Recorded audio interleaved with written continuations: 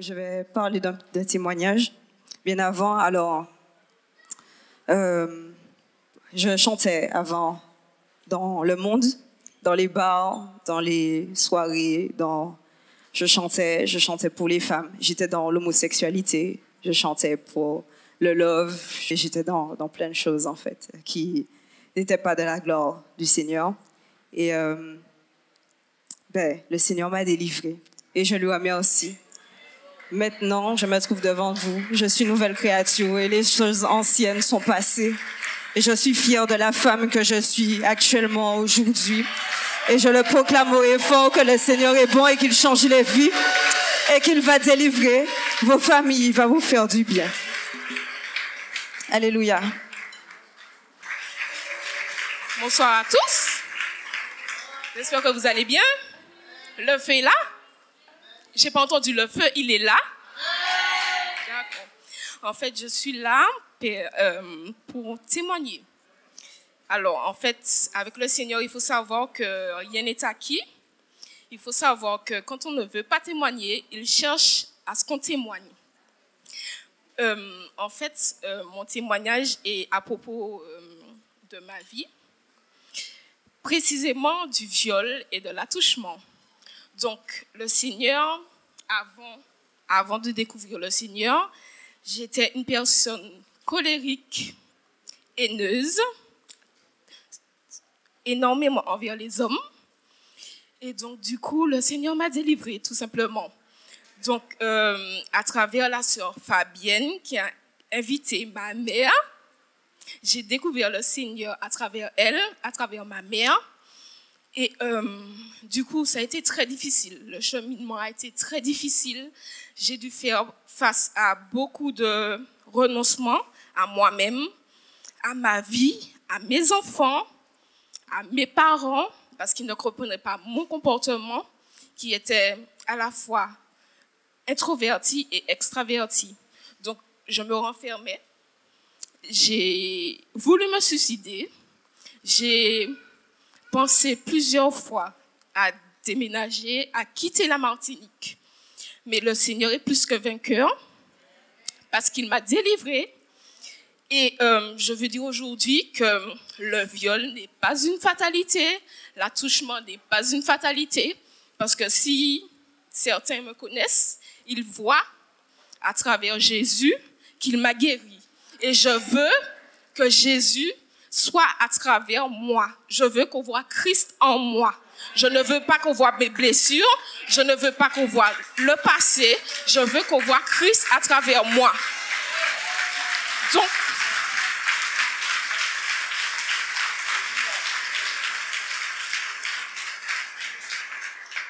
Donc, toutes les femmes qui ont été abusées, attouchées, qui ne veulent pas en parler, je vous conseille de témoigner. Je vous conseille de témoigner pour vous, pour vos blessures, pour guérir. Ça fait du bien. L'esprit de paix, il est là. L'esprit de joie, il est là. Il m'a libérée, délivrée et convaincue de quitter ma vie de péché, de quitter tout ce qui me rattachait au passé. Et vraiment, je veux vous dire que je suis contente, heureuse de vous avoir trouvé, d'avoir trouvé JCLC. Je suis épanouie, je suis en sécurité. Et toute la gloire revient à Dieu. Donc, pour vous dire que vous avez la victoire dans vos vies, la victoire, en fait, j'ai revisité, en fait, un son qui s'appelle Victoire. Je ne sais pas si vous connaissez Victoire au Seigneur de la vie. Victoire au Dieu de l'infini. Victoire au nom de Jésus-Christ. Victoire pour le Saint-Esprit. Alors, on va le prendre en mode dancehall. Et donc, on commence. Alors.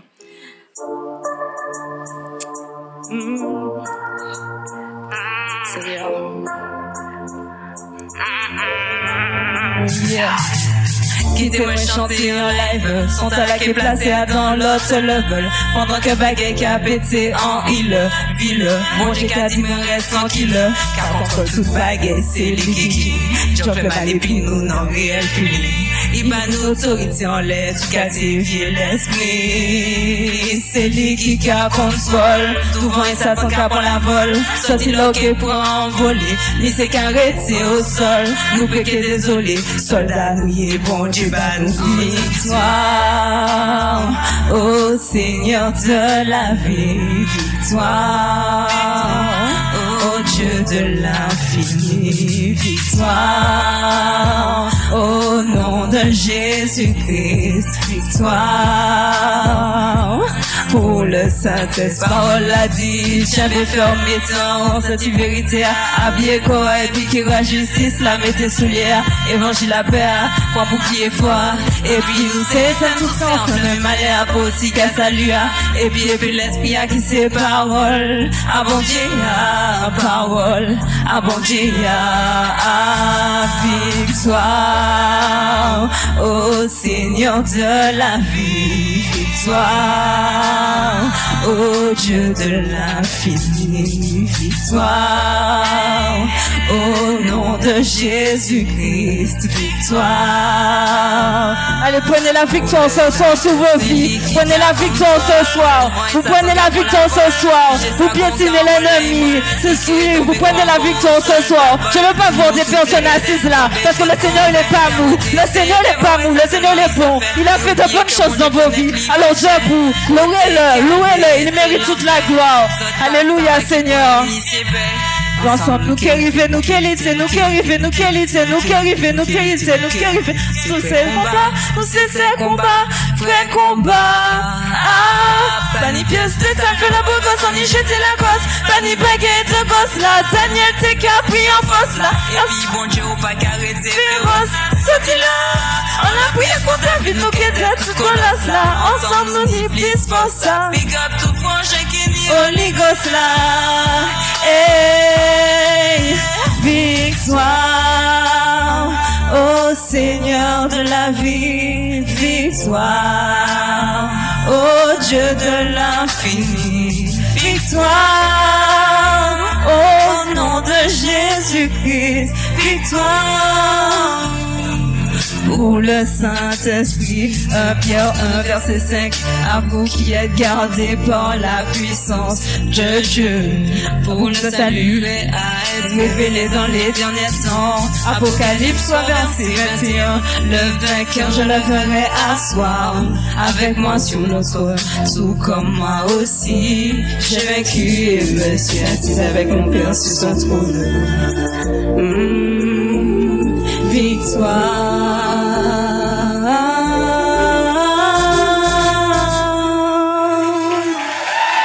Merci Seigneur. Toute la gloire revient à Dieu. Merci. C'est bon? Alléluia. Je le loue, tu le loues. Je le loue, tu le loues.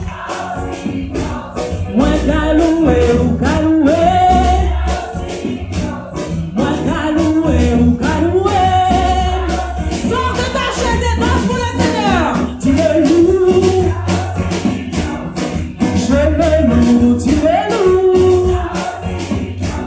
Moi qu'à louer ou qu'à louer.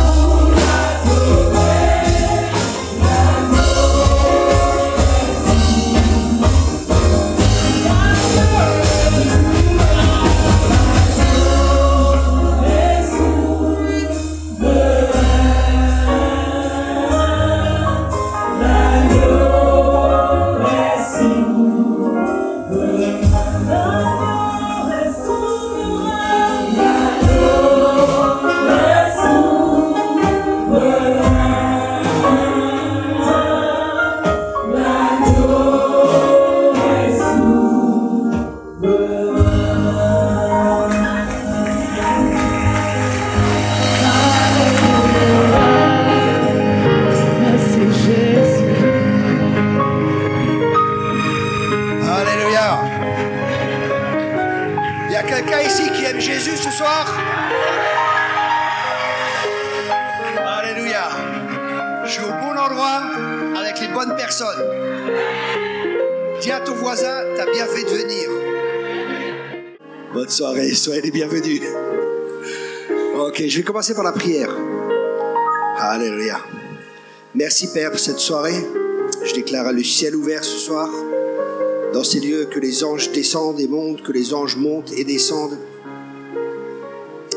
Merci Seigneur pour tout ce que tu vas faire, et je déclare que Jésus est Seigneur de ces lieux et que Jésus est Seigneur de cette région.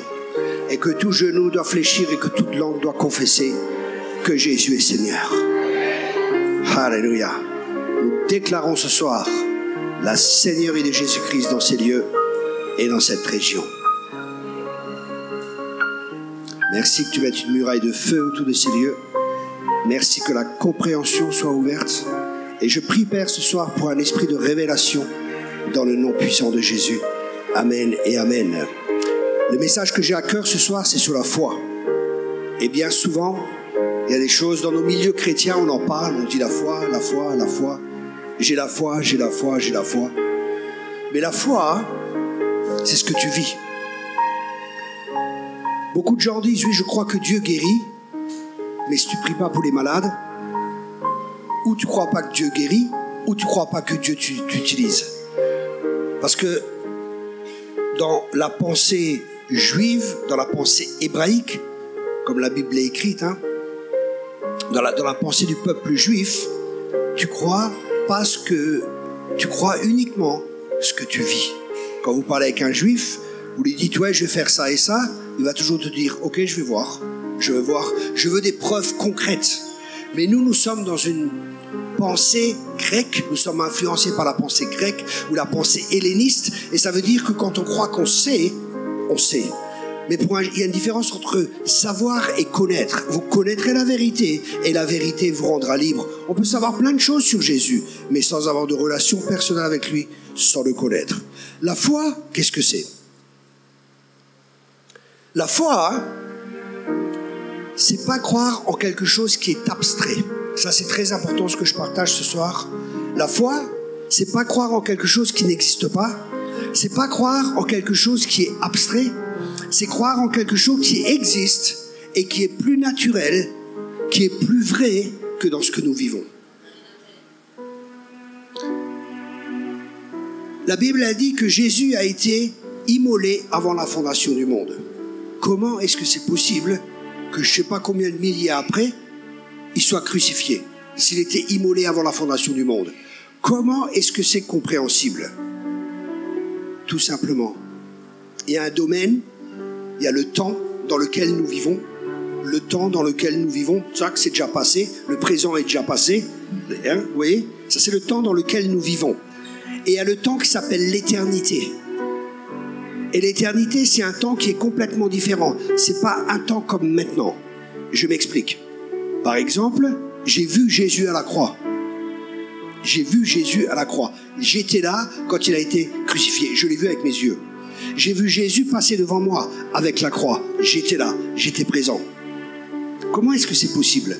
Tout simplement, Dieu a pris mon esprit et il l'a amené dans le monde de l'éternité. Et dans l'éternité, tu es là. Vous comprenez ce que j'essaie de partager? Ça veut dire qu'à la croix, quand il a été crucifié, maintenant, il a porté nos maladies et nous avons accès à cela. Nous avons accès à l'éternité. C'est par la foi qu'on rentre dans le domaine de Dieu. C'est par la foi qu'on rentre dans l'éternité et qu'on saisit des promesses de Dieu qui sont oui et amen. Ta guérison, elle est là. Tout ce dont tu as besoin, c'est là dans le domaine de l'éternité. Et c'est par la foi que nous entrons dans ces choses. Pour vous donner un autre exemple qui va vous aider à mieux comprendre ce que j'essaie de partager. Depuis combien de temps vous êtes chrétien? Pour certains, on va prendre un exemple, 10 ans. Ok? Est-ce que vous auriez pu être chrétien avant? Oui. Mais pourquoi vous n'avez pas pu être chrétien? Parce que vous n'avez pas eu de révélation.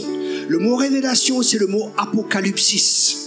Et c'est un mot grec qui est composé de deux mots, apo et calypsis. Apo signifie ôter et calypsis signifie ôter le voile. Ça veut dire que quelque chose existait, mais tu pouvais pas le voir parce qu'il y avait un voile qui était là. Et quand le voile a été ôté, waouh, tu voyais quelque chose qui était toujours là, mais que tu ne pouvais pas voir parce que tu avais un voile. Mais au moment où le voile est ôté, waouh, ça vous arrive de lire la Bible et waouh, j'ai lu ce verset 50 fois et maintenant je le comprends.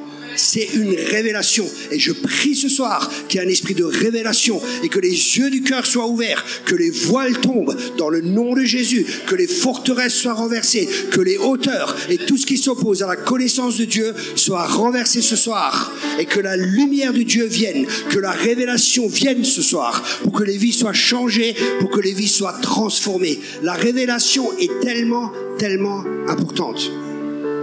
Une révélation, ça veut dire que Dieu va te parler. Tu vas voir quelque chose que tu n'as pas vu au préalable. Et tu vas avoir la foi. Tu vas savoir que tu sais. Qu'est-ce que c'est que la foi?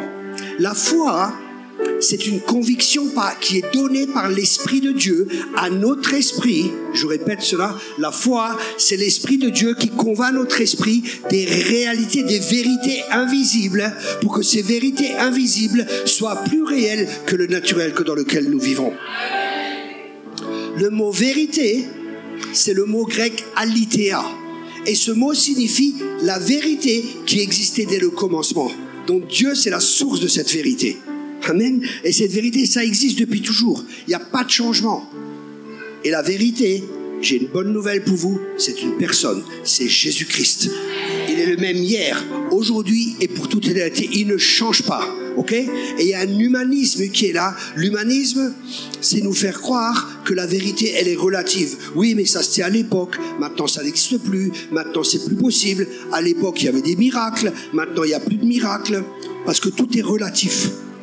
Mais Jésus est le même hier, aujourd'hui et pour toute l'éternité. Et il vit encore en chacun de nous. C'est pour ça les miracles, c'est pour ce soir. Les guérisons, c'est pour ce soir. La percée dont tu as besoin, c'est pour ce soir dans ta vie. Amen. Si tu crois, tu verras la gloire de Dieu. Si tu crois, tu verras la gloire de Dieu. La foi est tellement importante pour que pour vous aider à mieux comprendre ce que j'essaie de partager de ce qu'est la foi. La définition de la foi, c'est que c'est l'Esprit de Dieu qui convainc notre esprit des réalités invisibles pour que les réalités invisibles soient pour nous plus réelles que le visible dans lequel nous vivons. Et je vais vous donner un exemple. Qui ici est sauvé?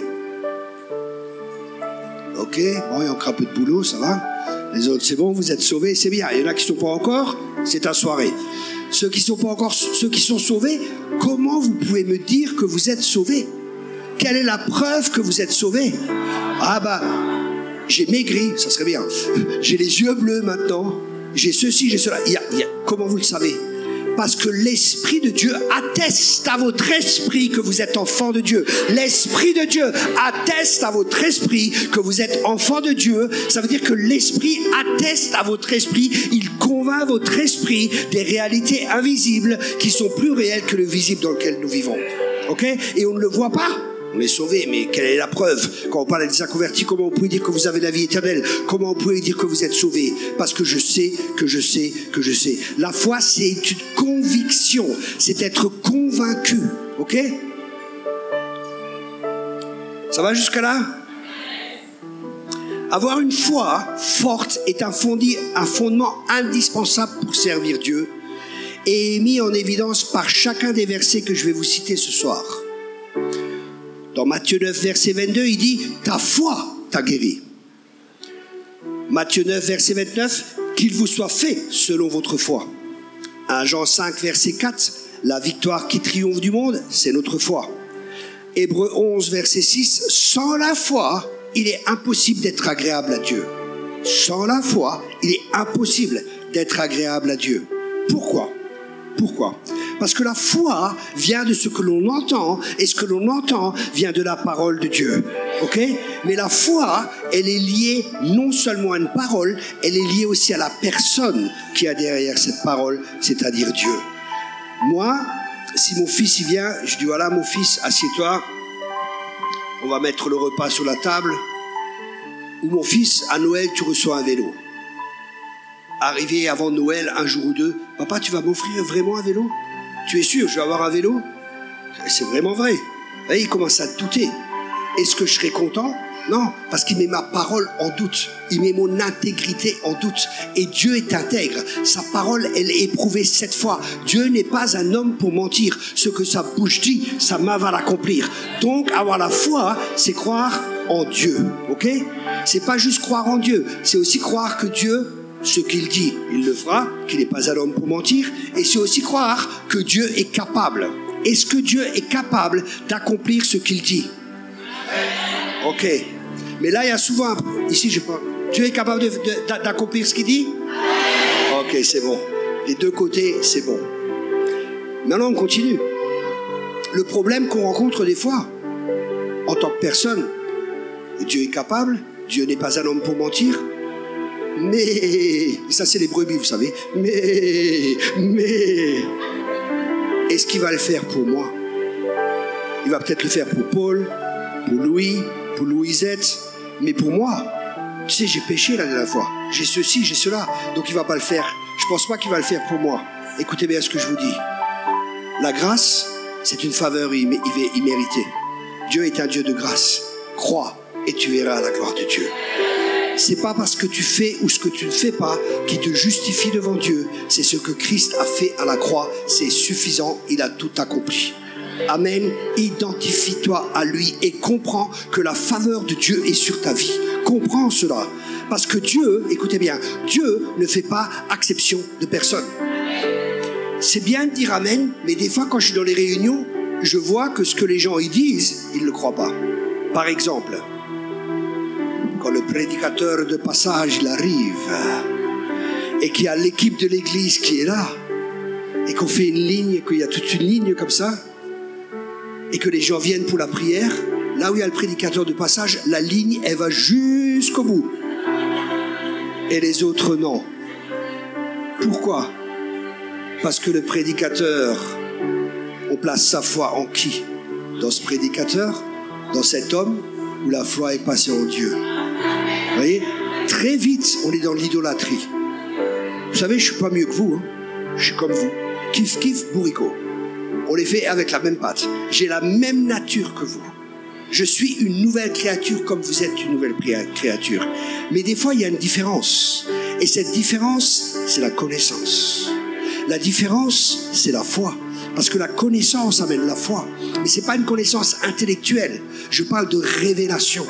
Et nous devons nourrir notre foi. C'est très important parce que chacun de nous a reçu une mesure de foi. Chacun de nous. Chacun de nous. Mais la question est, que faisons-nous avec la foi que nous avons reçue?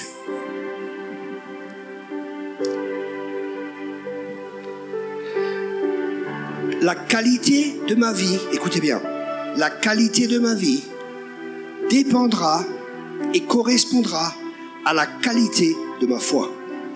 Un verset dit par la foi, un autre précise par sa foi.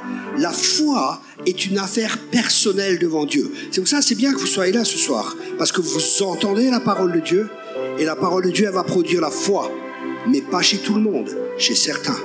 Chez certains. La Bible a dit qu'ils ont entendu la parole, mais qu'ils n'ont pas placé la foi dans la parole, et ils n'ont pas pu entrer dans le repos de Dieu.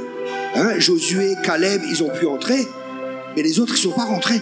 Pourquoi? Parce qu'ils étaient animés d'un autre esprit. Ils avaient la foi. Caleb il disait, vas-y Seigneur, je veux encore une montagne, je veux encore me battre, il y a encore des choses à conquérir. Il y avait une autre mentalité. Et si vous voulez entrer dans les nouvelles choses que Dieu est en train de préparer, parce que Dieu est en train de changer l'Église, Dieu est en train d'amener un changement dans le monde. Il y a un changement actuellement qui se produit. Dieu m'a parlé au début d'année, il m'a dit, j'ai prié, je dis Seigneur, qu'est-ce qui se passe actuellement? Et Dieu m'a dit, et je ne suis pas quelqu'un qui dit, Dieu m'a dit facilement, Dieu m'a dit, vous allez aller par un sentier, par un chemin que vous ne connaissez pas. Et ça va demander de la foi pour marcher dans la nouvelle dimension que Dieu veut que l'on marche. Parce que Dieu est en train de tout ébranler. Et Dieu va encore une fois ébranler toutes choses. Pourquoi? Parce que nous, chrétiens, notre sécurité, elle ne doit pas être dans les finances. Elle ne doit pas être dans ceci, elle ne doit pas être dans ça, elle ne doit pas être dans ça. Elle doit être en Dieu. Elle doit être placée dans quelque chose qui est inébranlable. Christ, le rocher des siècles. Mais si notre foi, elle est comme les gens du monde, et placée dans les choses du monde, dans les temps qui viennent, vous n'allez pas pouvoir tenir. C'est pour ça que je vous encourage à développer votre relation personnelle avec Dieu. Votre relation personnelle avec Dieu, parce que quand Dieu vous parle, ça communique la foi. Si Dieu me parle et qu'il me dit quelque chose, vous pouvez être 10 000 contre moi, je ne bouge pas. Dieu m'a dit, point barre. Je connaissais un prophète comme ça, Dieu lui avait parlé. Il lui avait dit, appelle les malades. Et je crois qu'il y avait 11 malades, les aveugles. Je crois qu'il y avait 11 aveugles qui sont venus devant. 11 aveugles. Et il a dit, au nom de Jésus, vous êtes guéris. Vous voyez? Ils disent non. Vous savez ce qu'il a fait? Pendant une demi-heure, il a combattu. Il a dit, Dieu m'a dit que vous voyez, alors vous voyez maintenant. Il a combattu pendant une demi-heure. Et après une demi-heure, ils ont tous recouvert la vue. Qu'est-ce que ça nous montre? Que c'est un combat. C'est un combat. C'est le bon combat de la foi. Mais aujourd'hui, on est on a un christianisme McDonald's. Bonjour. Vous allez bien? Oui, merci, bonjour. Qu'est-ce que vous voulez? Un cheeseburger? Vous prenez une boisson? Oui. Dans le menu? Non. Qu'est-ce que vous prenez comme boisson? Un Coca-Cola, petit, moyen, grand, avec ou sans glaçon? Coca-Cola moyen. Merci beaucoup. Vous voulez un dessert avec? Oui, un Mac Sunday. Qu'est-ce que vous voulez comme parfum? Oui, tac, tac, tac. Et c'est comme ça avec Dieu. Dieu, donne-moi un mari. Dieu, donne-moi une femme. Dieu, donne-moi ceci. Dieu, donne-moi cela. Ouais, Dieu m'a pas donné. Hein. C'est pas la foi, par la patience et par la persévérance qu'on obtient les promesses de Dieu. Percez et vous verrez.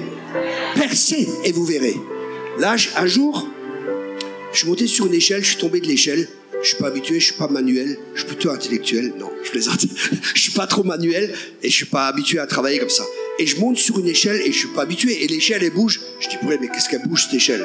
Je redescends, je la remets et je remonte sur l'échelle et là, elle part. Et là, j'ai volé de 4 mètres. Alléluia. Non, c'était pas alléluia, c'est bam. J'avais mal au dos. Et ma belle-mère était là. Elle commence à m'engueuler. Je dis, arrête de m'engueuler, je me fais mal. Et les belles-mères, des fois, c'est terrible. Hein. Bon, il y en a des biens aussi. Non, elle est bien. Ok, et j'avais mal au dos. Et je sortais du lit comme ça. Je mettais une main par terre, l'autre main par terre. Pendant 6 mois, au nom de Jésus, je suis guéri. Je ne voyais pas encore, mais je crois en la parole de Dieu et je proclame la parole de Dieu. Et c'est cette parole qui va changer ma réalité. Parce que la vérité est plus forte que la réalité. Là, j'ai une fracture. J'ai une fracture depuis 9 mois. J'ai une fracture du pied. Vous pouvez voir, hein, je peux vous montrer. Vous voyez, il est plus gros celui-là. Vous voyez, celui-là, il est plus gros que l'autre, hein, ça se voit. Hein. Depuis 9 mois. Mais par ces meurtrissures, je suis guéri. Amen. Je suis guéri. Et ça va se manifester. Pour l'instant, c'est pas manifesté. Pour l'instant, c'est pas rendu visible. Mais je m'en fiche. Je cours, je saute, je prêche l'évangile. Il n'y a rien qui m'arrête. Amen. Le diable ne pourra pas m'arrêter. Amen. Parce que celui qui est en moi est plus grand que celui qui est dans le monde. Amen, amen. Et je marche par la foi. Alléluia. Je marche pas par la vue. Je marche par la foi. Amen. Ça fait plus de 20 ans que je vis à plein temps. Il n'y a aucune église qui me soutient. Rien qui me soutient, Dieu est mon soutien et il pourvoit à tous mes besoins avec richesse et gloire. Amen. Dieu, c'est pas un radin, hein. Vous inquiétez pas, on va pas faire d'appel, détendez-vous. Hein. Mais Dieu, c'est pas un radin. Il pourvoit tous mes besoins avec richesse et gloire. Je peux vous dire des miracles. Un jour, il y a un prophète, il vient, il me dit, je crois que Dieu va t'offrir une voiture. Je dis, ok, c'est quelle marque? Il me dit, je crois que c'est une BMW. Je dis, ah, c'est pas mal, c'est pas mal. Et au moment où il me dit ça, je vois l'arrière d'une voiture bleue. Une semaine après, moi je suis comme un gosse. J'ai fait un séminaire. Je dis, Dieu va m'offrir une voiture et ce sera une BMW et je crois qu'elle est bleue. À la fin du séminaire, je ne savais pas, il y a des gens qui viennent. Ils viennent me voir et disent, écoute, on croit que Dieu nous a parlé. Je dis, ah bon, sur quoi? On doit vous donner une voiture. Je dis, c'est quelle marque? Il me dit, c'est une BMW. Je dis, ok. Il me dit, venez aller dehors. Et il montre là, dehors. Je regarde BMW, 750. Vas-y, la classe. Siège en cuir blanc, téléphone à l'intérieur. Je vous promets, téléphone et tout à l'intérieur. Il me dit, ça vous va, vous la voulez? Je dis, ouais, ça va, ça me va. Ah, ils disent, mais on peut pas encore vous la donner tout de suite. Je dis, ah bon, pourquoi? Ils me disent, parce que le Seigneur nous a parlé, il nous a donné le verset qu'il fallait tout préparer pour le voyage comme pour Paul. On prépare tout, on fait la révision et tout, et la semaine prochaine on vous la donne. J'avais pas d'argent à l'époque. C'était juste le Dieu du juste assez. Mais maintenant, je connais le Dieu du plus qu'assez. Amen. Parce que Dieu nous teste aussi. Est-ce qu'on le sert pour les finances? Est-ce qu'on le sert pour ceci? Dieu nous teste. Il nous éprouve. Quelle est la motivation de notre cœur? Ouais, c'est pas fini. La semaine d'après, ils viennent. J'avais pas de fric. Ils me disent, voilà, on a fait la révision de la voiture. On vous a payé l'assurance pour 1 an. Et tenez, encore, à l'époque, c'était des Deutschmark, c'était en Allemagne. Et tenez, on vous donne encore 1000 Deutschmark, 500 € avec pour l'essence, ceci et ça et ça. Je fais merci Seigneur. Alléluia. Alléluia. Et après, j'étais tout content. J'ai acheté un autocollant. Il y avait marqué Sponsored by Daddy. Yeah! Ça veut dire financé par papa. Par papa. J'ai mis ça sur la voiture. Alors j'arrivais dans les églises avec la grosse BM. Et les chrétiens bien religieux, vous avez une belle voiture, frère. Ouais, ils sont jaloux, vous savez. Saul est toujours jaloux de David. Ne sois jamais jaloux de la bénédiction de quelqu'un. Écoute bien. Écoute bien. Écoute bien ce principe biblique. Ce que tu critiques, tu le repousses. Ce que tu honores, tu l'attires. C'est un principe.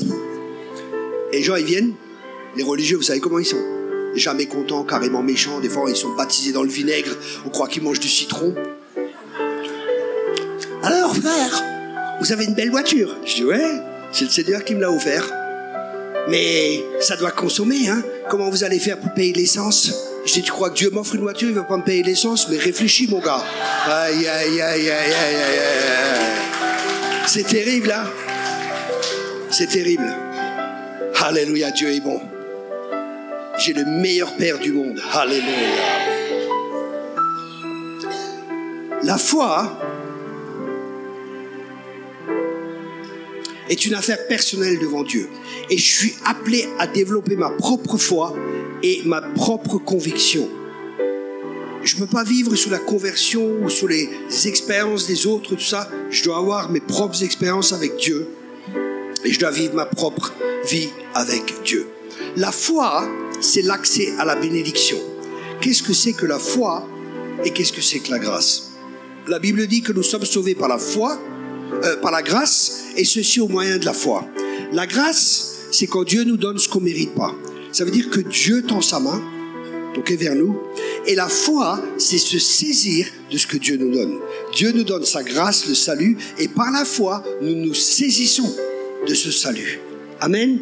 Dieu tend sa main, et nous, on prend la main de Dieu, on prend ce que Dieu nous donne. La foi, c'est s'approprier, c'est prendre quelque chose. Et la foi, elle s'appuie toujours sur des vérités. Ma parole est la vérité. Ok? C'est déjà accompli. Il y a 2000 ans, Jésus a été crucifié et nous avons accès maintenant à tous les bénéfices de cela, comme j'ai expliqué, parce que c'est dans le monde, dans l'éternité. Et nous avons accès à l'éternité. Nous avons un libre accès, dit la parole de Dieu, par le sang de Jésus, parce que le sang fraye un chemin. Le sang fraye un chemin dans le monde spirituel. C'est pour ça que les gens dans l'occultisme, ils font des sacrifices de poulets, de je sais pas trop quoi, même humains et ainsi de suite, parce qu'ils savent que le sang fraye toujours un chemin dans le monde spirituel.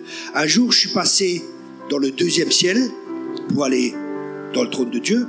Et quand je passais comme ça à travers le 2e ciel, le monde où il y a les démons, tout ça, je voyais le sang de Jésus devant moi, et le sang fraye un chemin. Nous avons un libre accès, dit la Bible, par le sang de Jésus. Le sang fraye un chemin. Et je voyais les démons à côté de moi, et j'étais là, je combattais et je passais comme ça en esprit pour arriver devant le trône de Dieu. Le sang fraye un chemin. Par le sang de Jésus, nous avons accès à l'éternité. Nous avons accès au domaine de Dieu. Amen. Par la foi. C'est pour ça que la Bible a dit, la foi, c'est l'accès à la bénédiction. Dans Matthieu 21, verset 22, il est dit, tout ce que vous demanderez avec foi dans la prière, vous le recevrez. La foi, c'est la ferme assurance des choses qu'on espère. Écoutez bien. Dans le texte original, on pourrait dire cela. La foi est le papier légal qui nous donne le droit de posséder les choses que nous espérons posséder. Demain, j'ai rendez-vous chez le notaire Martinique. Et je sais qu'on va m'offrir une maison avec vue sur la mer. Donc je vais aller chez le notaire. Il va me décrire la maison, 200 mètres carrés, piscine, enfin le top du top, la clim, tout ce qu'il faut dedans, super maison, voiture dans le garage et tout. Et je vais signer le papier. La maison, je ne l'ai pas vue, mais j'ai signé. Je prends le papier avec moi. J'ai pas vu la maison, je connais pas la maison, mais j'ai le papier. Est-ce que c'est vrai ou c'est pas vrai? C'est signé par le notaire. La parole de Dieu, elle est signée par le sang de Jésus. Alléluia. C'est quelque chose qui t'appartient même si tu le vois pas. Bon, si jamais quelqu'un veut m'offrir une maison en Martinique, je suis preneur. Hein. Si jamais. Hein. Par la foi, je prends. Vous comprenez pourquoi? C'est un acte légal. C'est quelque chose de légal qui a été fait. La parole de Dieu, c'est légal. La parole de Dieu, c'est la parole de Dieu. C'est pour ça que je vous encourage à pas lire la parole de Dieu, mais à méditer la parole de Dieu. Que ce livre de la loi ne s'éloigne point de ta bouche. Médite-le jour et nuit afin d'agir selon ce qui est écrit et tu obtiendras les choses. Vous voyez, la méditation est tellement importante. Nous sommes dans un... J'aime beaucoup le livre de Josué et j'aime Josué. Waouh, c'est un warrior, c'est un guerrier et j'aime Josué. J'aime bien Josué. Et c'est la nouvelle génération aussi. Il y a plein de principes avec Josué. Et on entre dans une nouvelle saison. Okay? On rentre dans une nouvelle saison. On est déjà rentré dans une nouvelle saison. Ça veut dire que dans chaque nouvelle saison, le leadership change. Il y avait une saison où c'était avec Moïse et c'était un leadership qui était différent de celui de Josué. Avec Moïse, c'est Moïse qui faisait les choses, Dieu faisait tomber la manne et ainsi de suite, ok? Les gens, ils recevaient la manne, ils recevaient les choses, tranquilles, ils étaient dans le désert, Dieu pourvoyait à tous les besoins avec richesse et gloire. Dieu voulait qu'ils comprennent qu'il est leur Père et qu'ils comprennent que Dieu pourvoit à leurs besoins. Mais après, il dit, je vous donne un pays où coule le lait et le miel. Dieu a donné ce pays, mais il fallait qu'il se batte. Il fallait qu'il s'empare du bon pays que l'Éternel Dieu nous avait donné. Et pour nous, c'est pareil. Les promesses de Dieu, c'est oui et amen. Mais nous devons nous battre. Et notre combat, c'est pas contre la chair et le sang. Notre combat, c'est un bon combat. Et c'est le combat de la foi. Amen. C'est par la foi qu'on s'approprie les promesses de Dieu qui sont oui et amen. La foi, merci beaucoup, c'est tellement important. La boisson aussi, alléluia, amen. J'ai même pas demandé, j'ai déjà reçu.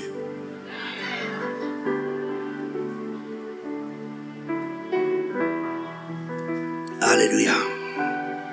La foi. C'est un thème intéressant?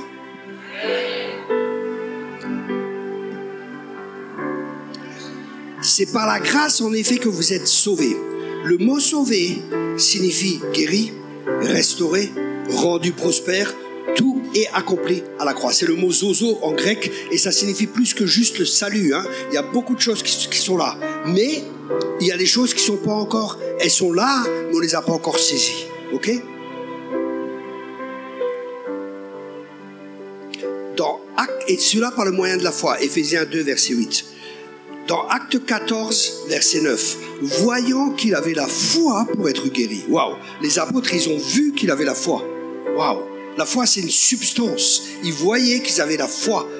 Et ça, et la personne a été guérie. La foi, c'est comme un aimant qui attire la bénédiction. Lorsque Dieu voit des hommes qui ont la foi, il est stimulé pour faire des miracles. Avoir foi et agir avec foi est une déclaration publique devant Dieu et les puissances de l'univers. J'ai confiance en toi, Seigneur, contre toute opposition. Amen. Je ne bougerai pas. Je marche par la foi et je ne bougerai pas. Je resterai sur cette position. Dans le combat spirituel, il y a par la foi, marcher par la foi. On prend possession du pays. Ça veut dire on prend quelque chose. On rentre dans une nouvelle dimension et après il y a un combat qui est là parce que l'ennemi vient pour voler, pour égorger, pour tuer et pour détruire. Et c'est des fois le combat qui est là de rester dans cette position. Et quand on est établi dans cette position, on peut aller plus loin, ok? Donc il ne faut pas aller plus vite que la musique, il faut aller au diapason et selon le Seigneur en ayant une dépendance au Seigneur. Le mot d'ordre, c'est être dépendant du Seigneur. J'ai pas dit de l'église, j'ai pas dit du pasteur. Il y a beaucoup de gens qui vont dans les églises, il y a beaucoup de gens qui dépendent du pasteur, qui dépendent du dimanche matin, de la prédication de dimanche, ils dépendent du mercredi soir, ils dépendent, mais ils dépendent pas de Dieu.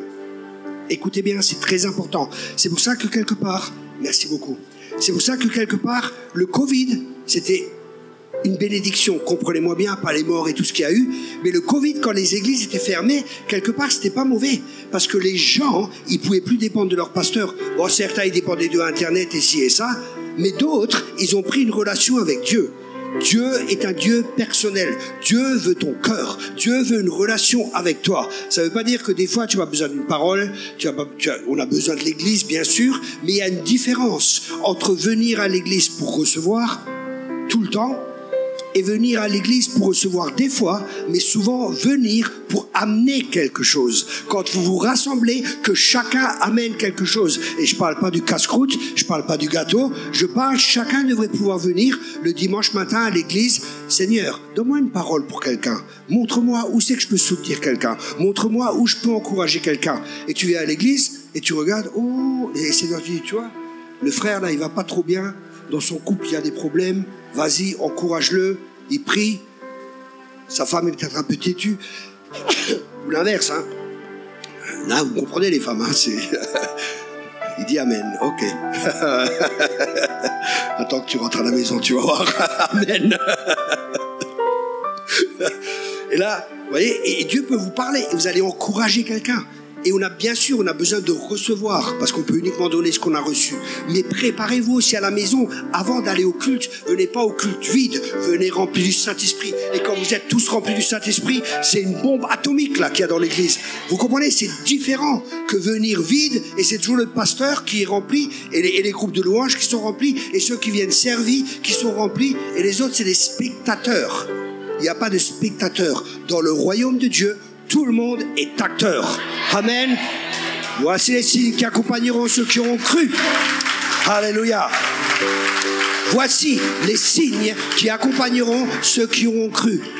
Parlons des nouvelles langues. Non, même pas ça. Ça commence par le plus simple. Chasser les démons. C'est tellement facile. Tu chasses les démons. Ceux qui étaient là, vous avez vu, hein. Ils sont partis les démons là. Ils sont partis de la Martinique en Guadeloupe. Non, je plaisante. Un jour, j'avais un prédicateur américain et il connaissait pas un prophète, il connaissait pas la délivrance. Et juste avant de commencer, je l'avais invité dans un séminaire et je le traduisais. Et juste avant de commencer, une femme vient et me dit Thierry, tu peux juste prier pour moi, je vais pas bien. Je dis ouais, ok, je lui impose la main. Et je cherche un et bam bam, délivrance et tout. Je fais au nom de Jésus, ça sort et elle était là, tous, bon, délivrance. Après le prophète, il me dit qu'est-ce qui s'est passé? Je dis ben là, une délivrance. Mais tu lui as dit de tousser, il ne connaissait pas. Je dis non, c'est les démons qui sont manifestés. Il me dit ah ouais. Et les démons, tu les as envoyés où? Je dis bah aux États-Unis, hein. Aux États-Unis. Il m'a jamais invité. Ok.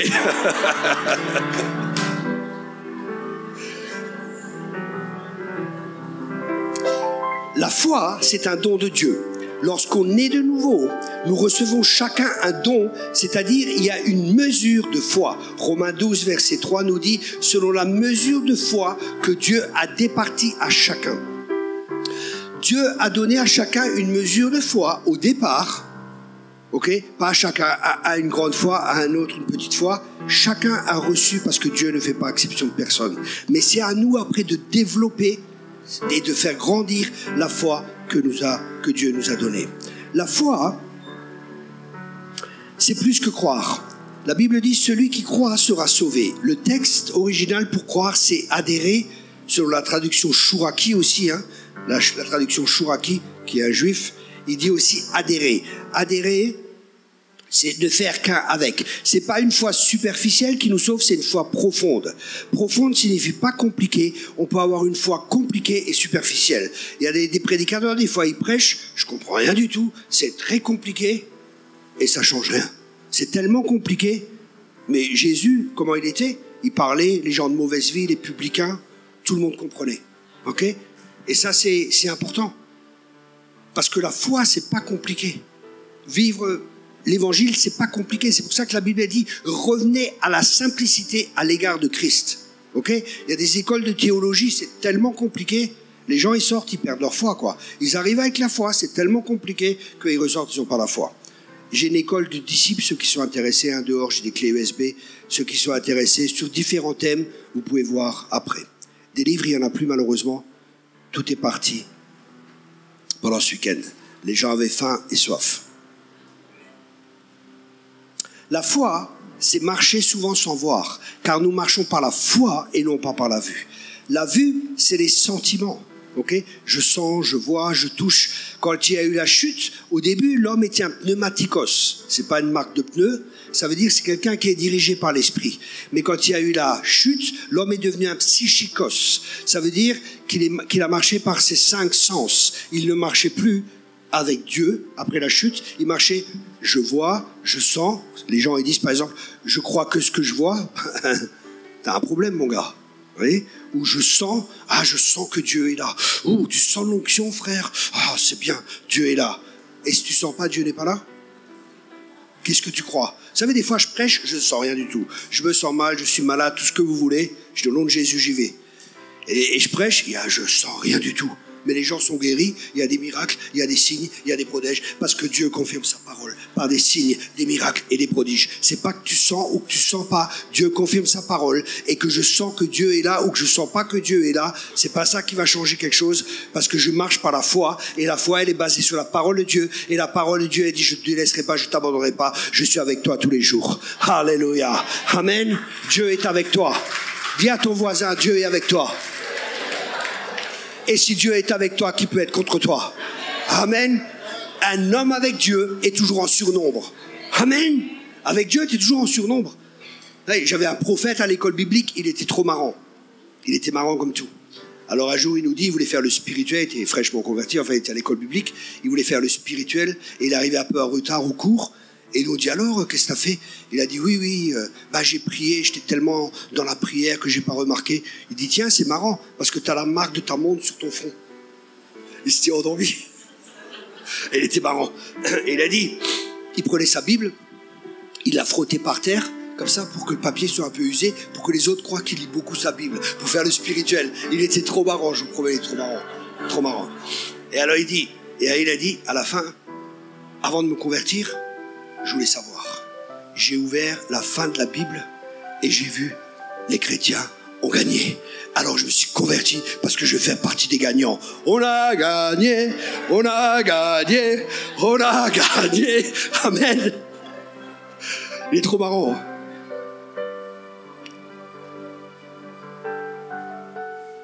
Alléluia. Parce que la Bible a dit que la chair a des désirs contraires à l'esprit. On ne peut comprendre Dieu avec ses sentiments charnels. On ne peut pas se laisser diriger par eux, car ils varient constamment et illogiquement.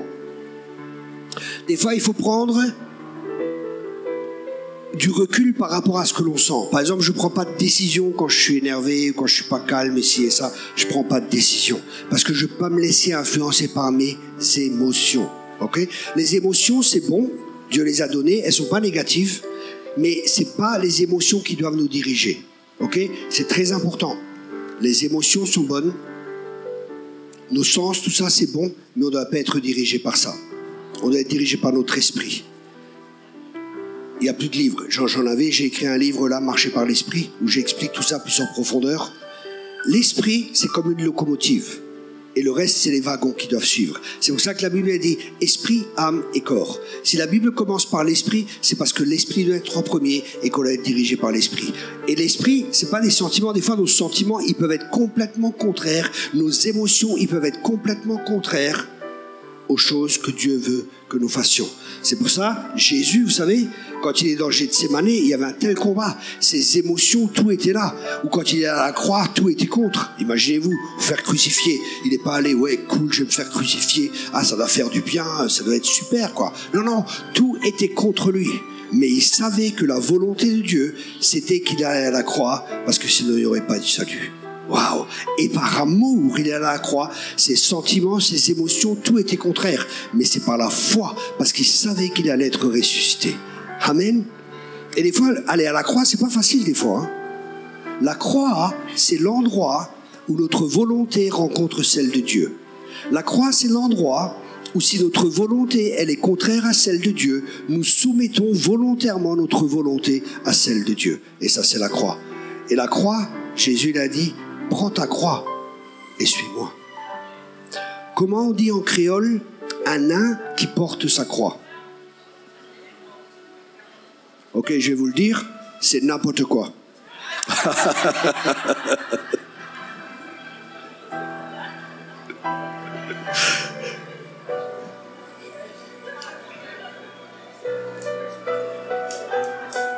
Marcher par la foi, c'est marcher sans la vue physique, mais avec une vie spirituelle. C'est avoir son attention concentrée sur sa parole, au lieu de dépendre de la vue et des sentiments. C'est être rempli de la parole de Dieu. Que votre cœur soit rempli de la parole de Dieu. Ok? S'il y a quelque chose qui dit... Vous savez, j'étais dans les affaires. Avant d'être à plein temps dans le ministère, j'étais dans le monde des affaires. J'étais commercial. Si je vends, je mange. Si je vends pas, je mange pas. J'étais payé à la commission. Et j'étais dans la voiture, et ça allait pas trop bien, l'affaire marchait pas trop bien. Et il y avait des ténèbres qui étaient là. Et j'étais là, je m'inquiétais un peu. Je disais, ah Seigneur, c'est pas possible, qu'est-ce qui se passe et tout. Et d'un seul coup, dans mon cœur, il y a une parole qui vient. L'Éternel est mon berger, je ne manquerai de rien. C'est bien, la parole est là. Écoutez bien ce que je partage maintenant. Écoutez bien, c'est fort. Écoutez bien cela. La foi vient de ce que l'on entend. Ok, elle vient. Donc j'ai reçu la foi à ce moment-là. Ok, l'Éternel est mon berger, je manquerai de rien. Et c'est bien. Mais maintenant, il faut libérer cette foi, parce que c'est pas juste suffisant d'entendre, d'avoir la foi. Il faut qu'elle fonctionne. Il faut libérer la foi. Et comment est-ce que tu libères la foi? En proclamant. Si tu crois dans ton cœur et que tu confesses de ta bouche, c'est là que tu seras sauvé. Alors qu'est-ce que j'ai fait? Écoutez bien. L'Éternel est mon berger, je manquerai de rien. J'ai fait, écoute-moi bien Satan. L'Éternel est mon berger, je ne manquerai de rien. Alléluia. Et qu'est-ce qui s'est passé à ce moment-là? L'atmosphère dans la voiture, elle a changé parce que j'ai amené la parole de Dieu. Et la parole de Dieu est la vérité. Et quand la vérité est proclamée, le monde des ténèbres doit partir. Vous savez, il y a des gens, ils font du combat spirituel, ils arrivent, imaginez-vous, la pièce est sombre et tout, et les gens ils viennent, oh, Riki, Bishi, Kadama, Shikobosho, Honda, Toyota, Suzuki, Jina, Lolo, Brigida, Kawasaki, ils font du combat. Mais vas-y, allume la lumière, c'est simple. Quand tu viens quelque part, tu es la lumière du monde. Des fois, il y a du combat spirituel que le diable nous fait faire pour nous faire perdre notre temps. Et beaucoup de combats spirituels, c'est des gens qui le font parce qu'ils n'ont pas la foi. C'est la peur qui les motive. Mais j'ai une bonne nouvelle. Dieu est plus grand que le diable. Alléluia. Jésus a vaincu Satan. Amen. Vous savez, dans le combat spirituel, écoutez-moi bien. Le combat spirituel dans la Bible, écoutez bien, et c'est pas que je suis contre, hein, j'en fais aussi. Mais quand Dieu me dit de faire, je fais pas quelque chose quand il faut pas, ok? Je fais pas n'importe quoi. Là, c'est pas un jeu, il y a des niveaux et c'est pas un jeu. Mais quand on étudie la parole de Dieu, écoutez bien, quand on étudie la parole de Dieu, la plupart du combat spirituel, je crois 95%, c'est lié à quoi? À notre chair. C'est lié à notre chair. Il parle de combat contre notre chair. Et les gens sont là, ils préfèrent combattre des démons, mais leur chair, ils n'ont pas crucifié. Écoute bien, si tu veux avoir la victoire, il n'y a qu'un seul moyen pour avoir la victoire. Soumettez-vous à Dieu et résistez au diable. Si tu n'es pas d'abord soumis à Dieu, tu peux faire tout le barabili-shigidi-bijoudou évangélique que tu veux, tous les gestes que tu veux, utiliser toutes les bannières, faire tout le cinéma évangélique, clic-clic que tu veux, il n'y a rien qui va bouger dans le monde spirituel. Mais quand tu es soumis, et que c'est Christ qui est en toi, et que c'est Christ qui vit en toi, et que c'est Christ qui règne en toi, et que c'est Christ qui dirige, une parole suffit. Amen.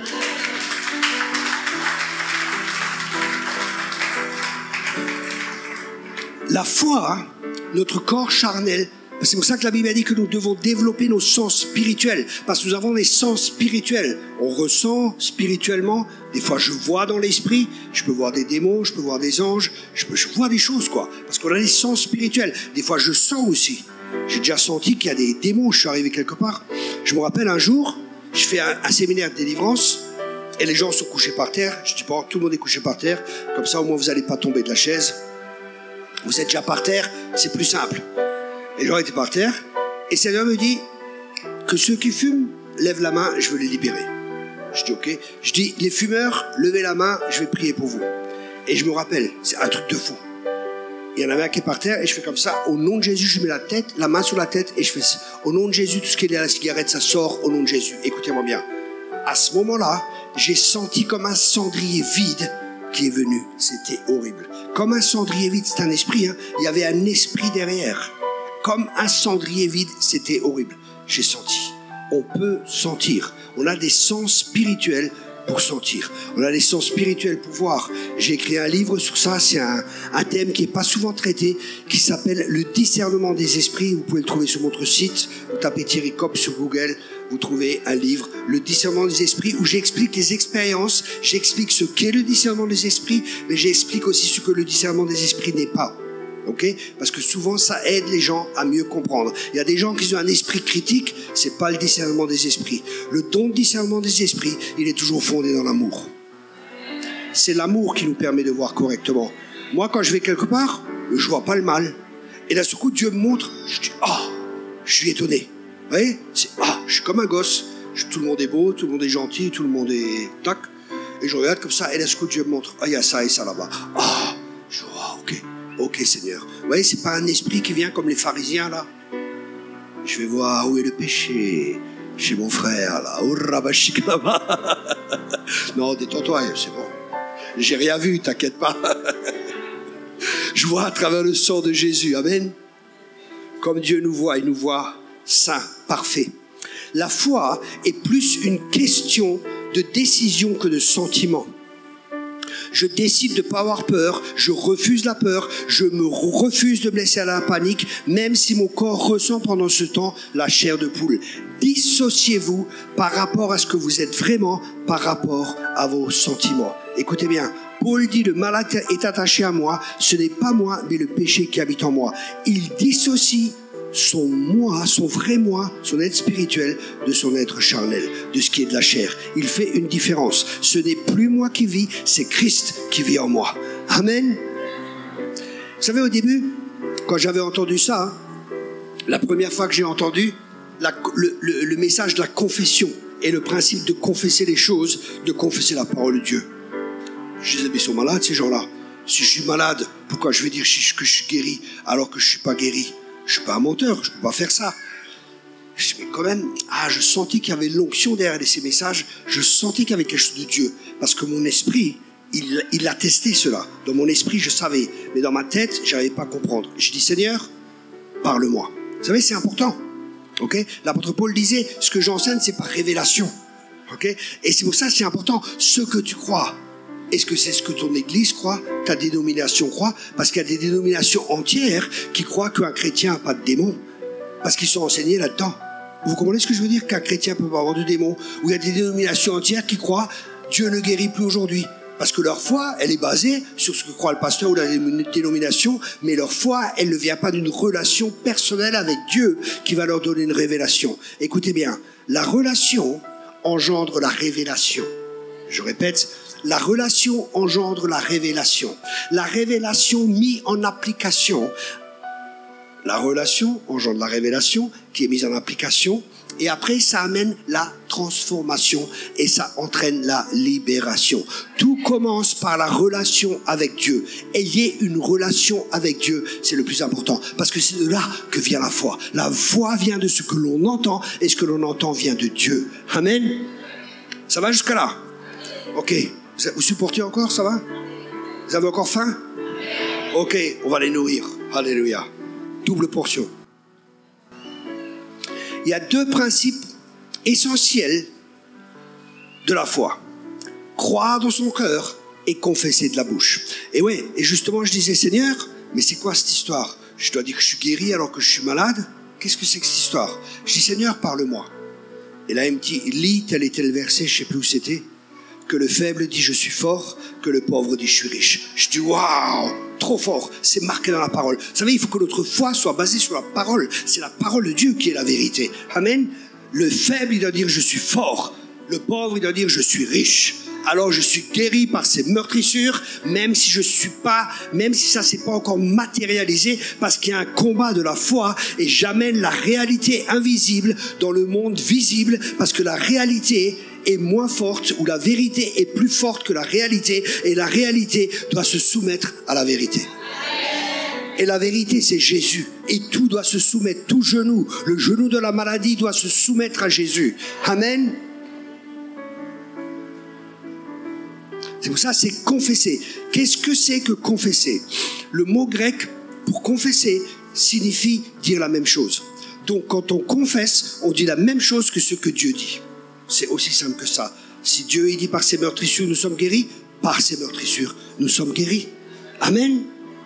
On dit la même chose que Dieu. Et on ne ment pas parce que Dieu n'est pas un homme pour mentir. Confesser, c'est parler dans le sens de ce qu'on croit, dans le sens de la parole de Dieu, de ses affirmations et promesses qui sont concrétisées dans le monde. Confesser, c'est confesser Christ. Et ça entraîne le salut. Dieu affirme dans sa parole qu'il nous fait en fonction de notre bouche. Écoutez bien. Dieu a envoyé des espions. Il dit, je vous donne un pays où coule le lait et le miel. Et qu'est-ce qui se passe? Il y en a 12 qui partent. Écoutez bien, c'est important. J'arrive tout de suite. Dieu dit à Moïse, envoie 12 espions pour qu'ils aillent. Les 12 espions, ils rentrent dans le pays. Et qu'est-ce qui se passe? Ils reviennent, 10 font un rapport négatif et 2 font un rapport positif. Pourtant, les 12 ont vu la même chose, mais il y en a 2 qui ont vu quand même différent. Qu'est-ce que ça nous montre? Ça nous montre que la perception de ce que nous avons va influencer notre foi. Ok? Et la perception, elle est influencée par quoi? C'est une très bonne question. J'espère que le pasteur va me réinviter l'an prochain. Comme ça, je pourrai ramener le message. Je plaisante. C'était plaisanterie. Je fais comme Jésus, je me réinvite à nouveau. Vous savez comment il faisait Jésus, hein? Il dirait, j'irai manger chez toi demain. Ok. J'en étais où? Arrêt sur image. C'était quoi? J'étais où?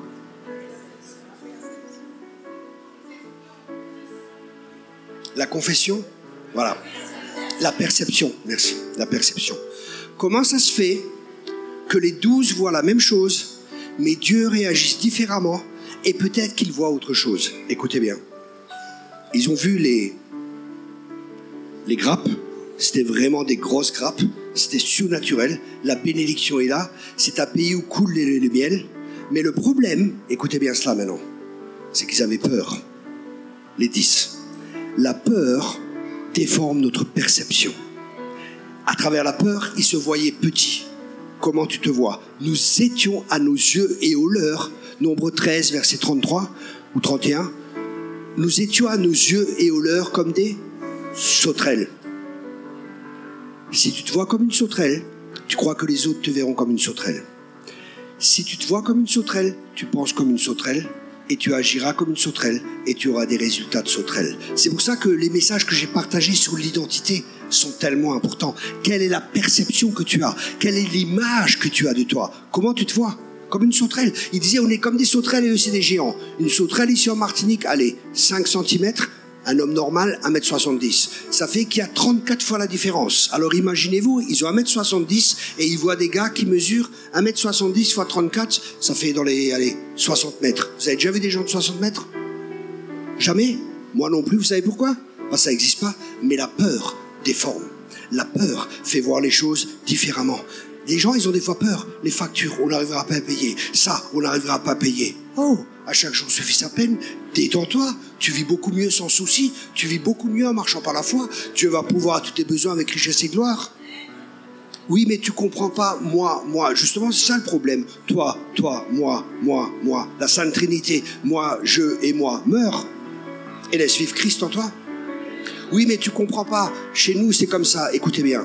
L'évangile, et uniquement l'évangile, quand il fonctionne partout, dans toutes les cultures, dans toutes les nations, alors c'est l'évangile. S'il fonctionne que aux États-Unis, c'est un évangile américain et c'est un faux évangile. L'évangile, il fonctionne partout et avec tout le monde. Je voyage dans, j'ai pratiquement voyagé dans 30 nations et je peux vous garantir que ça fonctionne partout. Ok, il y en a quelques-uns qui sont convaincus, c'est bien. L'évangile fonctionne partout. Amen. Aïe, aïe, aïe. Vous pouvez encore recevoir?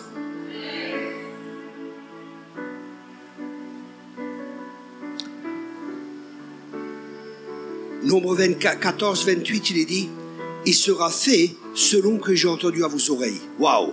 Mais pas Josué et Caleb, parce qu'ils étaient animés d'un autre esprit. Écoutez bien, pourquoi leur perception était différente? Rappelez-vous que ce livre de la loi ne s'éloigne pas de ta bouche, médite-le jour et nuit. C'est la méditation. Qu'est-ce que c'est que la méditation? Je vais très vite, hein, mais si vous êtes intéressé à avoir plus de messages, après vous pouvez vous en procurer dehors. Écoutez bien, c'est tellement important, parce que j'aime bien enseigner. C'est l'enseignement, écoutez bien, l'enseignement, l'onction de l'enseignant brise le joug de l'ignorance. Et mon peuple périt par ignorance, dit la parole de Dieu. Donc c'est tellement important l'enseignement. Et je vois que vous aimez ça, c'est très bien. Et qu'est-ce qu'il faisait? Il méditait. Qu'est-ce que c'est que méditer? Méditer, on voit un exemple dans la Bible. Une femme arrive, elle dit, si seulement je peux toucher son vêtement, je serai guérie. Elle se disait en elle-même, elle méditait. Et chacun de nous médite. La Bible elle dit médite jour et nuit. Mais méditer, c'est penser. Alors pense à ce que tu penses. Est-ce que ce que tu penses, ça correspond à la parole de Dieu ou tu penses à je sais pas quoi? Pense à ce que tu penses. Tu peux maîtriser tes pensées et tu peux choisir ce à quoi tu peux penser. Que ce livre de la loi ne s'éloigne pas de ta bouche. Médite-le jour et nuit. Méditer, c'est aussi comme ruminer. Ok? Méditer, c'est comme une poule qui s'assoit sous les œufs, qui couve les œufs. C'est couver la parole de Dieu. Ou c'est comme une vache, elle médite. Qu'est-ce qu'elle fait? Elle rumine. Elle mange l'herbe, elle avale, elle fait remonter. Elle avale, elle fait remonter. Et à travers ce processus, qu'est-ce qui se passe? Tout le potentiel qu'il y a dans l'herbe, toutes les vitamines, toutes les richesses, elles sont extraites. Et quand nous méditons la parole de Dieu, comme la vache, nous extrayons tout ce qu'il y a dans la parole de Dieu. Waouh! La parole de Dieu est une semence et chaque semence contient un potentiel. Et le potentiel qu'une semence contient, c'est ce que la semence dit, ce que la parole de Dieu dit. Si c'est des paroles de guérison, cette parole de guérison, elle contient en elle, cette semence, elle contient la guérison.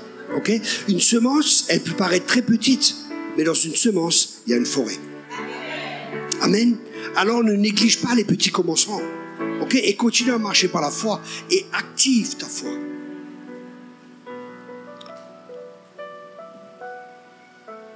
La foi, hein, elle est tritemporelle.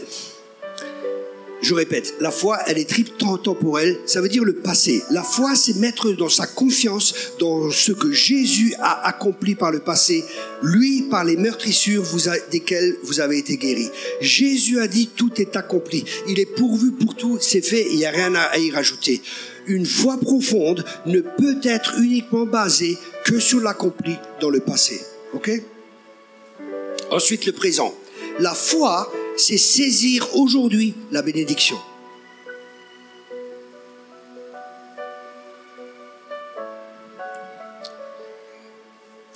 S'il ne doute point, Marc 11, verset 23, mais crois dans son cœur que ce qu'il dit arrive. Si tu crois dans ton cœur et si tu ne doutes pas et que tu dis à cette montagne de se jeter dans la mer, tu le verras s'accomplir. Ok. Montagne, ça a plusieurs significations dans la parole de Dieu. Une des significations de montagne, c'est problème. En fin de compte, qu'est-ce que Dieu nous dit? Dieu, ce soir, il te dit, arrête de parler de tes problèmes et commence à parler à tes problèmes. Je répète cela. Arrête de parler de tes problèmes et commence à parler à tes problèmes. Parce que si tu parles tout le temps de tes problèmes, tu te fixes sur tes problèmes. Arrête de dire à Dieu combien ton problème est grand et commence à dire à ton problème combien ton Dieu est grand. Amen. Amen. Jean 5, verset 15, nous savons que nous possédons la chose que nous lui avons demandée. Ne remettez pas à demain, croyez aujourd'hui et confessez-le. Amen. Le futur. Le futur concerne la matérialisation de la bénédiction. Dans Marc 11, verset 24, croyez que vous l'avez reçu et vous le verrez s'accomplir. Des fois, ça peut se passer en une seconde. Des fois, il faut du temps. Parce que des fois, il y a un combat qui est là. Vous savez, il y avait un combat. Daniel, dès qu'il a prié, il a jeûné, il a prié. Dès qu'il a prié, l'ange, il vient après 21 jours de jeûne et de prière. Et après, l'ange seulement est venu. Il a dit, mais dès que tu as prié, ta prière a été entendue. Mais il y avait un combat qui était là, dans le monde spirituel. Et pour nous, c'est pareil. Imaginez-vous, il aurait arrêté au bout de 20 jours. Il n'aurait pas eu les promesses. Persévérez. Percez et vous verrez. Amen. Continuez à percer. Alléluia. Marchez par la foi. Même si vous ne voyez pas, je sais que je vais obtenir. Très important. Il y a des personnes desquelles tu dois te séparer. Aïe. Hein, ça va marcher, même quand tu as de la foi, et ça ne marche pas, et ceci et cela. Entourez-vous d'hommes et de femmes de foi. Alléluia. Entourez-vous d'hommes de foi qui vous boostent, qui vous amènent dans une autre dimension. Pas toujours des gens qui sont négatifs. Les chrétiens carrément méchants, jamais contents. C'est fatigant à force. Hein, c'est si difficile, la vie chrétienne. Ça marche pas. J'ai essayé, ça marche pas. Et j'ai essayé ceci, j'ai essayé cela. Ils arrêtent pas de parler négativement. Les démons, ils viennent, ils disent c'est vrai. Et toute l'atmosphère autour d'eux, au lieu d'avoir de la joie, au lieu d'être remplis du Saint-Esprit, ils avaient une atmosphère de tristesse, de dépression. Et c'est terrible, ça. Un jour, j'étais à une pastorale. Écoutez bien. J'arrive à la pastorale, tout cool, et je m'assois souvent devant. Je vous fais ce qui se passe. Et je m'assois devant. Et au moment où je m'assois, le Seigneur me parle. Il me dit, je suis triste que dans cette nation, mes serviteurs ne croient pas que je peux changer cette nation. Je dis, ah. Et à côté de moi, il y avait un pasteur que je ne connaissais pas. Je dis, écoute, je pense avoir reçu cette parole du Seigneur. Tu crois que je dois la dire? Le mec tourne la tête comme ça, il dit rien. Prédicateur, il arrive. Frères et sœurs, bonjour. J'espère que vous allez bien. Vous savez, il n'y aura pas de réveil dans cette nation. Il n'y aura plus de réveil. La Bible dit que les temps de la fin seront très difficiles et qu'il n'y aura pas de réveil ici et ça. Je l'ai écouté 30 secondes. Je me suis levé devant tout le monde. J'ai secoué la tête et je suis sorti. Non, je n'ai pas de temps à perdre. Je ne vais pas rentrer en étant dépressif. Je ressors, je vais me suicider. Non, mais c'est... si je vais, c'est pour être boosté, c'est pour être encouragé. Attendez. Après, il y a un prédicateur qui arrive. Je peux vous dire son nom. C'est Maurice Cerullo. Il arrive. Il savait rien, c'est un Américain. Il venait juste de descendre de l'avion.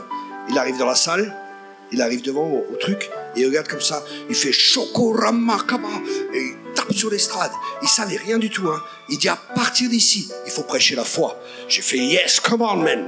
Ouais, vas-y, prêche frère, prêche. Et il a prêché, c'était le feu, c'était fort. Après j'étais assis à table, une fois avec des pasteurs que je connais pas. Alors frère, comment avez-vous trouvé le message? J'ai fait waouh, super. C'était super. Oui, mais vous savez, c'était très américain ici et ça. Je dis, vous savez, moi je m'en fous du paquet, c'est le contenu qui m'intéresse. Amen. Ah, c'est pas fini, c'est pas fini. Et la France, c'est si difficile. Et là. Je fais, non, c'est pas difficile en France. Quand on a l'onction, ça marche, hein, vous savez. Tiens, écoutez bien ce qu'ils m'ont dit. Vous êtes un homme de foi. Et ils sont levés, ils étaient fâchés. Non, mais c'est des pasteurs, quoi. Vous imaginez l'état de l'église? Oh, tu viens à l'église, c'est... Tu ressortes. Ce soir, vous allez sortir, vous dites, il est où le prochain Goliath, là? Je vais le marave, même il y en a deux. Ils sont où les prochains Goliaths, là? Hein, l'esprit de David est en moi. Amen. L'esprit de résurrection. Le même esprit qui reste à Christ habite en moi. Amen. On est des vainqueurs. On est des guerriers de l'éternel. Amen. On est des plus que vainqueurs. Alléluia. Ouais, il y en a qui croient, les autres, ça va venir, ça va venir. Alléluia. Celui qui habite en toi est plus grand que le petit qui habite dans le monde. Amen. Version Thierry Copp. Amen. Purée, si l'esprit de résurrection est en moi, mais qui peut être contre moi? Le même esprit qui ressuscite à Christ, vous imaginez, la plus grande puissance qui a jamais existé, qui n'existera jamais, Dieu lui-même habite en moi, quoi. Est-ce qu'on est conscient de cela? C'est ça le problème. Parce que la foi, c'est être conscient, c'est être convaincu. Alléluia. La vraie foi, la foi de Dieu. Écoutez bien, j'ai encore beaucoup. J'arriverai pas à tout faire ce soir, parce que je vais aussi prier pour vous. La foi, c'est la foi de Dieu. Il y a différentes foi. Ayez foi en Dieu, dit la Bible, mais la version originale dit ayez la foi de Dieu, parce que c'est la foi qui vient de Dieu, et ça devient notre foi, parce qu'on la prend et on se l'approprie. Il y a diverses sortes de foi. La foi dans ses propres forces, La foi, feu de paille, la foi mécanique, vous savez, les gens qui répètent, j'en ai vu comme ça, hein, c'est des perroquets chrétiens. Ils répètent ce qu'ils ont entendu, mais il n'y a pas de force, il n'y a pas de puissance derrière. C'est comme les pharisiens, hein. Et ils disaient, waouh, mais lui, il prêche avec autorité. Waouh, même les démons lui obéissent. Vous voyez, c'était autre chose, hein, quand Jésus prêchait. La foi qui n'est pas motivée par l'amour, ou la foi, vous savez les gens, un jour Dieu va faire en Martinique, un jour un réveil va venir. Oh, c'est maintenant, alléluia. C'est maintenant que tu es rempli du Saint-Esprit. C'est maintenant que tu peux prêcher l'évangile. C'est maintenant que tu peux guérir les malades. C'est maintenant qu'on peut chasser les démons. C'est maintenant que les gens vont se convertir. Mais les gens, ils s'attendent. Et en fin de compte, Dieu est assis sous le trône et il dit, mais vous attendez quoi? C'est lui qui nous attend. Mais nous, on n'a pas. Ah, je vois des gens, donne-moi plus de foi, donne-moi plus de force, donne-moi plus de puissance. Mais tu as tout reçu en Jésus-Christ, qu'est-ce que tu veux de plus? Jésus, quand il est venu en toi, il n'y a pas juste un pied qui est venu. Tu as tout reçu pleinement en Jésus-Christ. Commence à être conscient que tu as tout reçu. Commence à utiliser ce que tu as. Sois fidèle dans les petites choses et tu verras que Dieu fera encore plus et encore plus et encore plus. Vous savez, j'ai pas commencé à avoir un ministère international. J'ai commencé tout petit dans la rue, évangéliser un à un, gagner une âme après l'autre, à faire un disciple un après l'autre. Et parce que j'étais fidèle dans les petites choses, Dieu m'a confié les plus grandes. Mais j'ai pas tout de suite commencé à prêcher à des foules. J'ai pas commencé à prêcher dans les stades. J'ai pas commencé à prêcher à des milliers de personnes. J'ai commencé un à un. Commence avec ce que tu as. Va avec ce que tu as. Et Dieu multipliera. Oui, mais j'ai pas ci, j'ai pas ça. Tu as assez pour faire ce à quoi Dieu t'a appelé. Et Dieu t'a appelé à être un disciple, t'a appelé à chasser les démons, à guérir les malades, à ressusciter les morts. Mais purée, mais faites-le, quoi. C'est pas possible, ça. C'est aussi simple que ça. Oui, mes frères, tu comprends pas. Si, je comprends très bien. Bouge.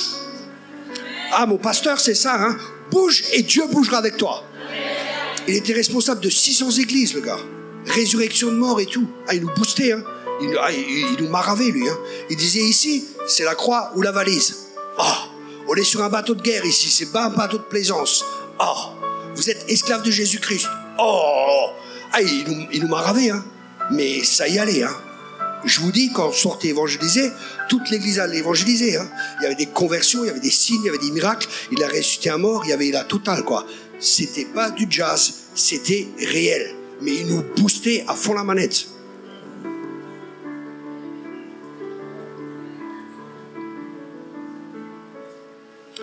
Écoutez bien.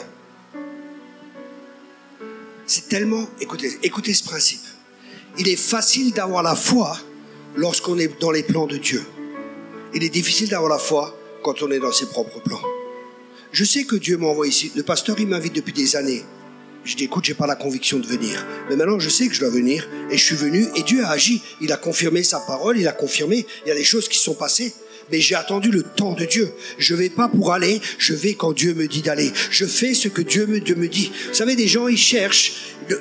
Les gens, ils font des choses. Seigneur, bénis ce que je fais. Moi, je prie jamais que le Seigneur il bénisse ce que je fais. Je fais ce qu'il veut et c'est béni.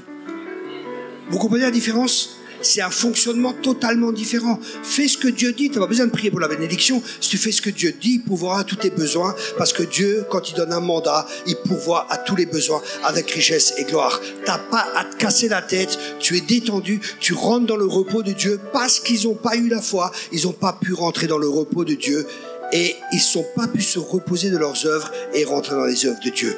Mais maintenant, c'est le temps de rentrer dans ce repos. C'est le temps de demeurer en lui et que lui demeure en nous. La vie chrétienne, c'est ça. C'est demeurer en Christ.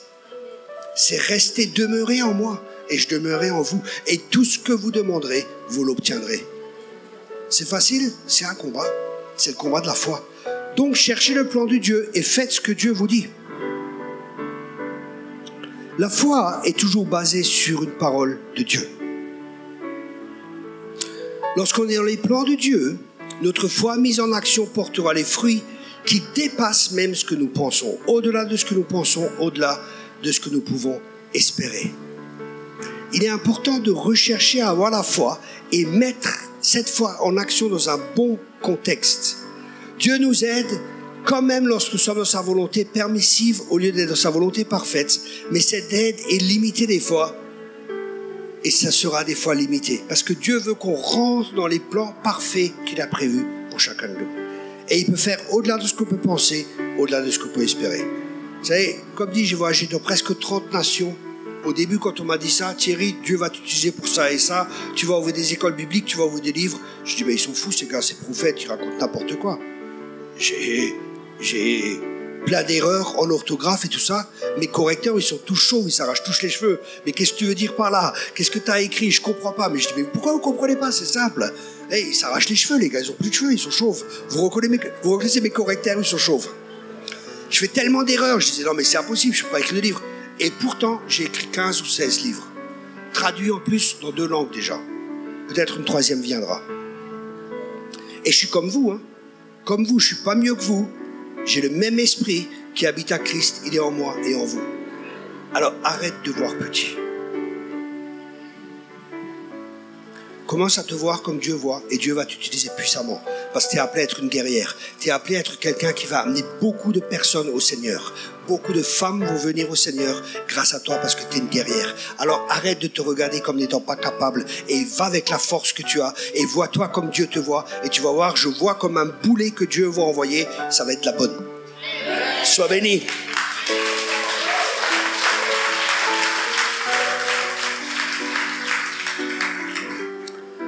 La foi vient du cœur, c'est pour ça garde ton cœur plus que toute chose, car c'est lui que viennent les choses de la vie. La foi s'exprime par la confession de la bouche, et la foi doit avoir une bonne motivation. Écoutez bien, je continue quand même parce que c'est des principes importants.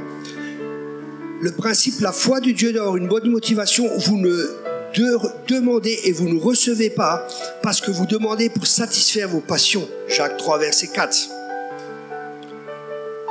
Il y en a qui veulent de l'argent pour l'argent, vouloir être fort pour montrer sa force, savoir prophétiser pour être, vous voyez comme je prophétise, je suis spirituel. Oh, un bourricot à prophétiser.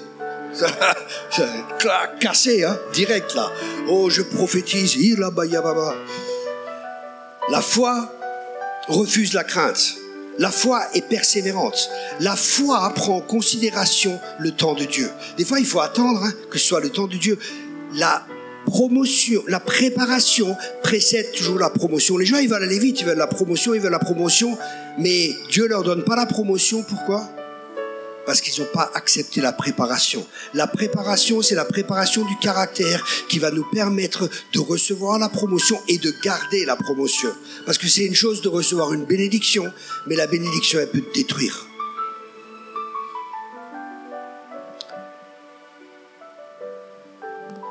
La foi est toujours agissante dans l'amour. Ok. C'est pour ça, nous, si on veut servir Dieu, il faut qu'on soit affermis dans la foi. C'est très important. Nous sommes les héros des temps d'aujourd'hui. C'est les mêmes principes qui ont permis aux héros d'hier de vaincre que nous pouvons marcher dans la puissance de la foi. Vous connaissez Hébreux 11, c'est tous par la foi. Par la foi. Pas la foi en eux, pas la foi en leur capacité, mais la foi en Christ qui est en nous et qui peut faire au-delà de ce que je peux penser et de ce que je peux espérer. Le même Christ qui est en moi habite en toi. Le même Christ qui habite dans les plus grands prédicateurs et en toi, c'est le même Christ. Alors crois ce soir et tu verras la gloire de Dieu. Ce soir, j'ai une question. Est-ce que vous croyez que Dieu peut changer cette île? Ok. S'il y a un prédicateur qui vient et qui vous dit l'inverse, vous lui payez le billet, vous lui dites le retour c'est là-bas. Retour d'où tu viens. On a besoin d'hommes et de femmes de foi. Amen. Alléluia. Merci Seigneur. Alléluia. Ok. Alléluia. On va prier.